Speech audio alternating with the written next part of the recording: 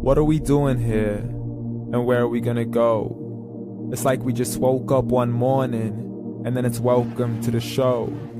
Don't ask any questions, just go with the flow. Make as much money as you can, and try your best not to get broke. Copy everything you see on the TV, from the hairstyles to the clothes, and don't think too often, just do exactly as you're told. And if you ever get confused, then just turn towards the alcohol. You'll still hear your thoughts, then just turn up the radio as you learn to live a lifestyle of drugs, sex, and rock and roll.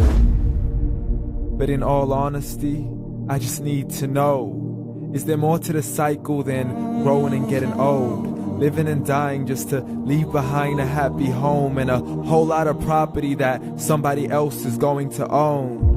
I just really need to know before the casket's closed, 'cause I'm not willing to gamble with my soul, nor am I ready to take any chances. These are just simple life questions, and I'm just searching for some answers.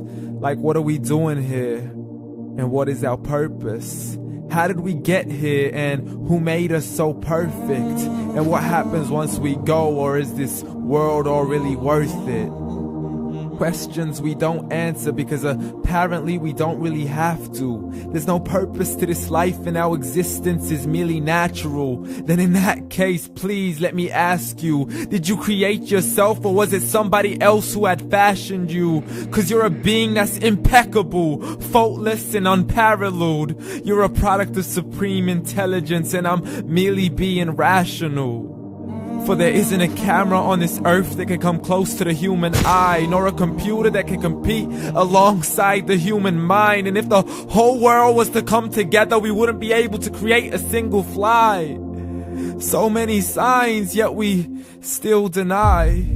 As science tries to justify that all this could come from none, when it's a simple sum. 0 plus 0 plus 0 cannot possibly ever give you 1. So from where did all this order come? For everything has its origins, a maker, a creator of its own. I mean, the only reason you're watching this video is because somebody had to press upload. So we can believe in the Big Bang, but I'd rather believe in He who caused it to explode. Allah, the creator of everything, along with every single soul. The ever-living, the master, the only one who is in control. Unlike his creation, beyond our imagination. And no, he's not a man, nor does he have any partners in association. He's on his own. And no, he did not ever leave us alone. Just like every manufacturer, he left us with an instruction manual. The Quran and Islam, and I'm sorry to jump to conclusions, but it's the only one possible.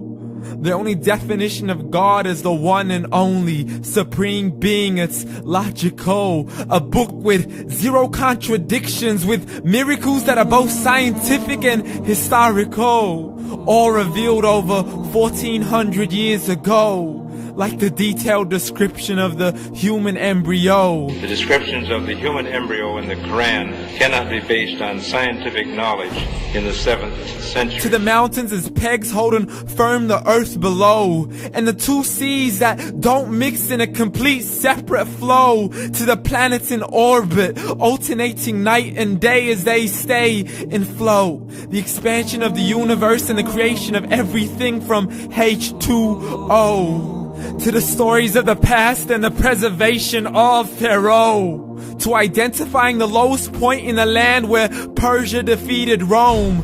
The gushing fluid that created man in the glands between the ribs and the backbone. And not a word has changed, it's still the same. So please explain how all this was known over 1400 years ago.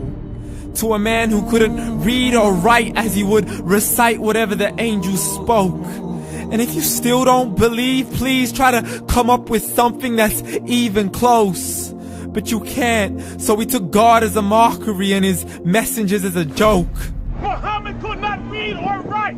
How's somebody who can't read or write gonna start a religion? Dismissed his scriptures as legends and tales of the ancient folk, as we live life according to our whims, desires, and hopes. saying this life is the only home we will ever know. We will live then die, then simply turn to bones. YOLO! Correction, after the grass dies, the rain arrives and it regrows, and Allah promises to do the same thing to your very soul and bring you back from your very fingertips to your toes, as the all-seeing supreme being watches us so close, and we are surely being tested in our wealth, our health, and our self, and everything that we've been blessed with. So believe, for we will surely be resurrected and be brought back to our Lord and account for every single deed, as He hands us our books and